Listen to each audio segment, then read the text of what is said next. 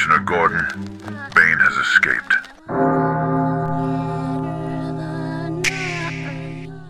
There comes a moment when everything you thought you were collapses. The image, the certainty, the rhythm of life that once made sense. Gone. It's not destruction that defines you in that moment. It's what remains after.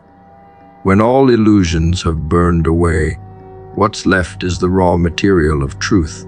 A man who's been broken no longer pretends. He has seen the bottom, tasted humility, and watched his ego dissolve. He no longer chases validation because the mirror that once reflected his worth has shattered. What's born in that silence is terrifying and holy. Pain becomes blueprint. Loss becomes architect.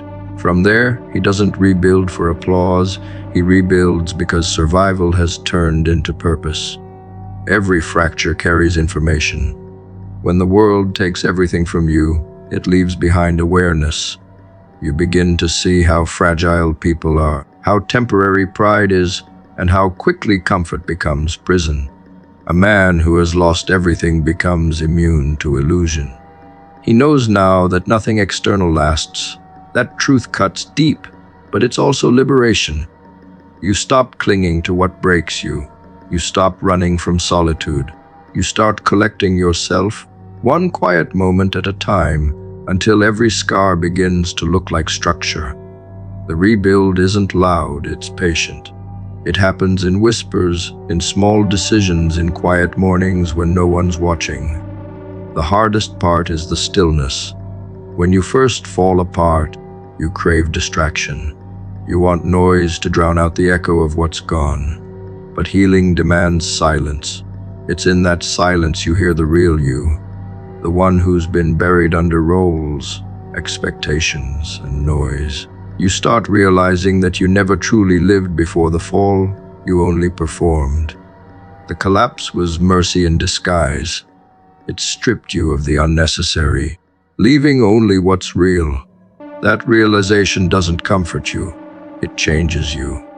The man who walks out of ruin doesn't rebuild his old life. He builds a new one on truth alone. Strength is not born in ease. It is forged in confrontation, with your pain, your doubt, your fear. A broken man doesn't lift himself with confidence. He does it with defiance. Every step forward is rebellion against despair. He's not motivated by dreams anymore, but by refusal. Refusal to die where he fell. Refusal to let pain define the ending. That refusal becomes momentum. He learns to turn hurt into horsepower. Every wound becomes proof that he still exists. He stops asking why it happened and starts asking what it's teaching. That shift, small and invisible, is the first spark of resurrection. People who have never been shattered mistake brokenness for weakness. They see the scars and call them damage, but they don't understand that scars mean closure. They mean the wound no longer owns you. A broken man doesn't flaunt his recovery. He carries it quietly like armor. He's been through chaos long enough to respect peace. He no longer needs to prove he's healed. He just moves differently. His silence carries gravity. His focus carries consequence. You can feel it when he enters a room. That's not arrogance, that's alignment with reality. The process of rebuilding teaches precision. When you've lost everything, you become deliberate with what you rebuild. You stop chasing noise. You stop keeping company that drains you. You begin filtering life with surgical calm. Every decision is made with awareness because now you understand cost. You've paid with time, trust, and tears before. You're not careless anymore. Rebuilding is not about becoming new, it's about becoming exact. You stop being a victim of life and start becoming a craftsman of it.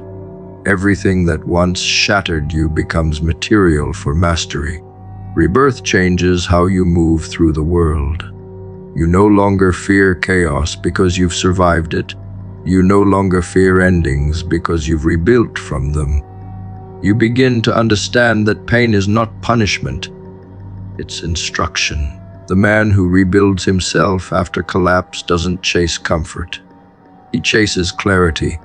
He starts valuing inner peace more than recognition. He becomes dangerous not because he's angry, but because he's detached. He's seen everything fall apart and still found purpose. That kind of man can't be manipulated by fear anymore. He's lived through worse than losing. Every time he wakes up and moves, he's rewriting his code. He's retraining his nervous system to trust life again, to move forward even when it shakes. Each small win becomes proof that control can be rebuilt, that chaos doesn't last forever.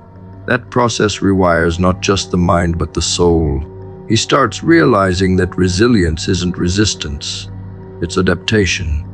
He stops asking the world to be fair and starts focusing on being unbreakable. In that shift, power returns. Not the shallow power of domination, but the quiet power of presence. The rebuilt man becomes mirror and warning. He embodies both pain and peace. He walks differently because he carries knowledge most avoid, that destruction and creation share the same root. You cannot evolve without first breaking. You cannot know your strength without first losing illusion. He knows that his story is not tragedy, but transformation. His power doesn't come from muscle or control. It comes from knowing he can begin again and again. That's what makes him unstoppable. Time is not a healer, it is an empty container. What fills that container determines what kind of person walks out of it. People often say, "Give it time," as if the passing of days alone can dissolve pain or rebuild identity. But time by itself is passive. It waits for instruction. What truly mends is motion. The small, repeated acts you perform while time moves forward are what teach your brain how to adapt, how to recover, how to rise. Habits become the bricks of reconstruction. The longer you repeat an action, the deeper it carves itself into memory, until it becomes strength disguised as second nature. Time gives you opportunity, but habit decides who you become when the clock finishes its work. The mind heals through repetition. Every time you show up despite exhaustion, you prove to your nervous system that progress still exists. Consistent effort rewires how the brain associates challenge and reward. The first few times it feels mechanical, pointless, slow. But somewhere between repetition and reflection, the pattern changes. Effort turns into ritual. Your actions start shaping emotion instead of emotion shaping action. That's how strength is built quietly, not in sudden transformation, but through microscopic discipline practiced when no one is watching. Healing is not passive. It's the accumulation of choices that compound inside the mind like silent deposits of resilience. Time itself is indifferent. It will not wait for you to decide. You either fill it with decay or development. When you stay stagnant, time magnifies your pain. When you move with purpose, time multiplies your growth. The difference is not the duration but the direction. Days become years faster than you notice. And if you are not deliberate, you end up older but unchanged. Habits become the vehicle that carries you through time with meaning. Each consistent action, no matter how small, declares rebellion against regression. That is how you take ownership of time instead of becoming its casualty. When people say healing takes time, what they mean, without realizing it, is that healing takes repetition. The repetition of choosing not to fall back into old patterns. The repetition of waking up when you'd rather disappear. The repetition of refusing to let pain define your pace. Habits performed daily build the scaffolding around a broken life. They support you while new foundations form beneath. With enough repetition, even pain loses its identity and becomes fuel. The process is not glamorous, but it is exact. Each act is a vote for the person you're becoming, not the one you were. Memory keeps score. Every consistent act of courage, every moment of showing up, deposits credibility into your subconscious. Over time, those deposits become identity. You no longer have to convince yourself you're capable. Your behavior already proved it. That's how confidence is born. Not from motivational words, but from evidence built through disciplined living. Time passes for everyone, but the ones who change within it are those who fill it deliberately. The mind remembers motion, even when you're unaware. Your habits are teaching it who's in control, the wound or the will. Healing is not measured by how much time has passed since the pain, but by how much growth has replaced it. When you act consistently in the face of emotional chaos, you are retraining your brain to prioritize creation over collapse. That is neuroplasticity in motion, your nervous system reorganizing itself to adapt to new patterns. Every repetition writes new wiring. Every choice to persist reinforces circuits of stability. The mind is plastic, not permanent. Time doesn't sculpt it, behavior does. The ones who rebuild are those who use time as a tool, not a hiding place. There's beauty in monotony when you understand what it's building. The daily rituals, the mundane consistency, the steady pace. These are not boring, they're sacred. The broken man who keeps moving each day is not surviving. He's redesigning his entire internal architecture. Habits are not small actions. They are psychological proof that chaos can be domesticated. When enough of them accumulate, the mind begins trusting itself again. That trust is what people mistake for healing. The clock didn't heal you, your consistency did. Time is a mirror. It reflects whatever you project into it, waste it, and it becomes a monument of regret. Use it wisely, and it becomes a record of transformation. The body changes, the brain adapts, the soul refines, not because time passed, but because you directed it. Habits are the language of time. They translate days into evidence. The ones who rebuild learn to speak that language fluently. Every act of discipline becomes a syllable in the sentence of recovery. You don't count days, you make days count. The man who rebuilds understands that time doesn't owe him anything. He owes time an answer. He learns to treat every day as a transaction. What he invests now returns later. He becomes patient not because he waits, but because he works without seeing immediate results. He knows that consistency is not glamorous. It's quiet, repetitive, and often invisible. But when enough time passes, those invisible habits become visible outcomes. Time isn't healing him. It's witnessing his rebirth. When the old world collapses, there's no manual left in your hands. Everything familiar vanishes. The faces, the habits, the rhythm of normality, all dissolve into fragments.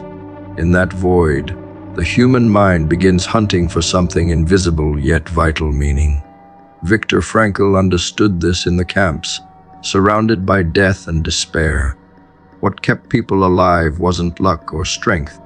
It was a reason, a belief that their suffering mattered, that it could lead somewhere, even if they couldn't see where.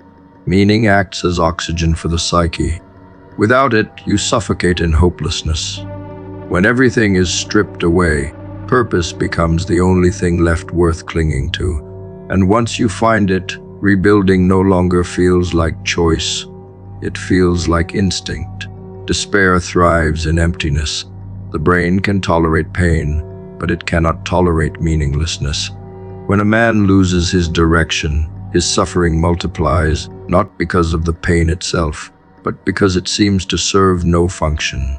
Purpose reframes suffering. It turns agony into effort. When you decide that what broke you can build you, the pain doesn't disappear, but it transforms. Each day becomes survival through construction. Viktor Frankl didn't theorize this, he lived it. He saw men endure starvation, humiliation, and grief, yet rise every morning because they had someone to live for, something to finish, a story left incomplete. Meaning doesn't eliminate despair. It outlasts it. When your old life collapses, your mind searches for continuity. It needs narrative, a thread that says, "This is not the end." Purpose becomes that thread. It connects the fragments of who you were to who you are becoming. Without it, the fall feels infinite. With it, the fall becomes foundation. You start to realize that the collapse was not destruction but redirection. The structure of your old identity had to die for something more accurate to emerge. The instinct to rebuild comes not from ambition, but from survival itself. The psyche cannot rest in ruins. It starts stacking new meaning the way a body heals new skin. Meaning is the mind's immune system. It prevents infection by hopelessness. The moment you assign value to your suffering, it stops being chaos. You no longer ask why this happened to you. You ask what it's asking of you. That shift changes everything. Viktor Frankl discovered that when a man knows his why, he can bear almost any how. Purpose makes even despair endurable. You realize you are not rebuilding for the sake of pride, but for the preservation of soul. Each small act of progress, waking up, showing up, trying again, becomes proof that life still answers effort. The mind is wired for progress, not perfection. When pain hits, it seeks new direction. The desire to rebuild is not a sign of optimism. It's biology refusing extinction. The brain reactivates motivation circuits the moment it senses forward movement. That's why the first act of recovery is always the hardest. It restarts the system. Once you begin, momentum does the rest. You start with fragments, and slowly coherence returns. The rebuilding process is not just physical or emotional, it's neurological. You are literally rewiring your brain to believe again. That belief becomes the foundation of survival. There is no evolution without loss. What feels like punishment is often refinement. The collapse removes excess, the habits, people, and illusions that diluted your focus. What's left is the core, the unnegotiable. That's what you rebuild on. Purpose doesn't have to be grand. It just has to be true. It can be as simple as living well enough that the pain didn't win. In that choice, you reclaim control. You turn suffering into strategy. Viktor Frankl's philosophy wasn't about avoiding despair. It was about using it as a tool for self-creation. Pain becomes meaningful when you give it direction. Those who never broke will never understand this kind of clarity. When life crushes you and you rise anyway, you stop needing external validation. You realize that happiness was never the goal, coherence was. Meaning gives your pain a name, and that name becomes compass.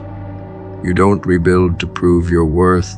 You rebuild because you've seen what life becomes without purpose. The man who has known despair and still chooses effort becomes unstoppable. He no longer fears collapse because he knows what to do when it comes. Rebuilding teaches humility. You stop resenting the world for what it took and start thanking it for what it revealed. The old version of you was comfortable, but blind. The new one is wounded, but awake. Awareness replaces certainty. Patience replaces panic. You begin to understand that life was never meant to be controlled, only responded to. Meaning doesn't erase scars. It teaches you to use them as markers for wisdom. You start living intentionally, not reactively. The difference is subtle, but everything flows from it. Every time you rebuild, you alter your relationship with existence. You stop asking for easy and start asking for necessary. The process makes you dangerous to despair because you've already faced its core and survived. You know that meaning is not found. It is constructed, one act at a time. Every small act of rebuilding becomes sacred. You're no longer a product of chance, but of deliberate creation. Viktor Frankl showed the world that the human spirit is not just resilient, it is recursive. It rewrites itself when everything else is erased. When a man breaks, the mind rewires itself in defense. The amygdala sharpens, the prefrontal cortex recalibrates, and awareness heightens to survive. Pain becomes teacher and protector, sculpting instincts so refined they border on prophetic. Every detail, every tone, every flicker of human expression becomes data the broken mind decodes instantly. This is not paranoia, it is survival evolved. Trauma trains the senses to anticipate danger, not by choice but by necessity. The world no longer looks the same once you've been burned by it. You see more because you have to. Awareness becomes armor, not made of metal but of memory. When everything collapses, the nervous system steps in as architect. It doesn't rebuild who you were. It rebuilds who you need to be to never fall the same way again. Every neuron that fired during the collapse remembers. Every emotion leaves a map of where not to step. Pain refines judgment. The broken man no longer trusts appearances because he has seen deception dressed as kindness. He no longer mistakes comfort for peace because he has learned how both can coexist in danger. The amygdala, once panicked, now becomes compass. It reads the room faster than words. Awareness becomes silent wisdom, earned through pain that once felt unbearable. There's a cold precision to the way perception changes after trauma. The broken man doesn't just look, he scans. He feels the tension in air, hears meaning in silence, and reads truth in hesitation. His instincts were reforged in chaos, and now they serve as constant counsel. People call it intuition, but for him it's adaptation. Pain has made him fluent in human patterns. His brain no longer romanticizes red flags, it memorizes them. What once made him naive now makes him discerning. He no longer drifts into danger, he studies it. That clarity, born from scars, becomes his shield. The difference between a broken man and the rest is his relationship with perception. Most people see life through filters of comfort. He sees through filters of consequence. His brain no longer tolerates illusions because illusions once destroyed him. Every decision he makes passes through the memory of what pain cost him. That memory refines his vision. He knows what betrayal looks like before it arrives. He knows what manipulation feels like before it speaks.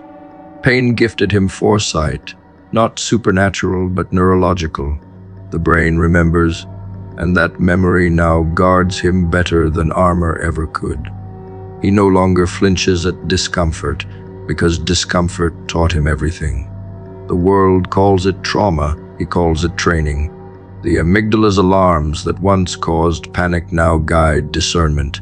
What others interpret as overthinking is actually pattern recognition perfected by suffering. His vigilance is not fear, it's preparation. Awareness doesn't paralyze him, it empowers him. He has felt the cost of blindness, and now he refuses to live without sight. Every scar carries information. Every wound becomes a signal. Pain turned him into a strategist, and that strategy keeps him untouchable. Trauma burns illusions from the mind like fire stripping bark from wood. Once gone, what remains is raw but real. The prefrontal cortex begins to balance emotion with calculation. The man who once reacted now responds. That's the quiet transformation.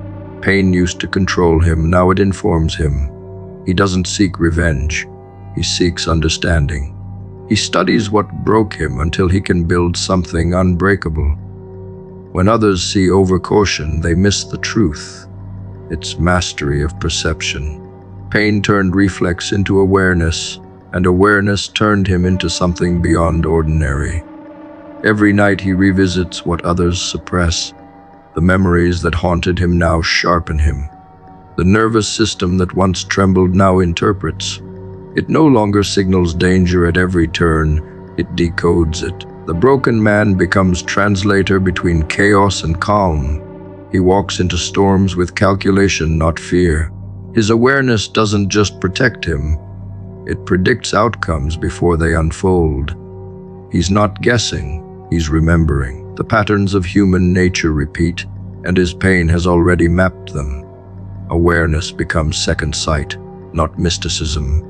Biology refined by consequence. The world underestimates men like him. They mistake his quiet for submission, his observation for distance. What they don't understand is that silence is how he wins.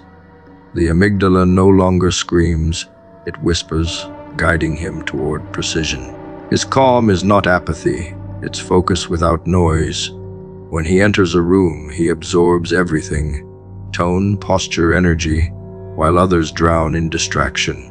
Pain taught him patience, and patience gave him control. That's how awareness becomes power.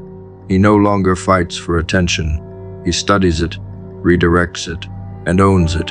What trauma stole in peace, it replaced with perspective. The broken man no longer asks why it happened, he studies how it shaped him. The rewired brain he carries is both reminder and advantage. He moves with clarity that comfort can never produce. He knows that pain is not just survival, it's evolution. Every synapse, every instinct now operates on higher precision. He's not the same man. He's the upgraded version forged in fire.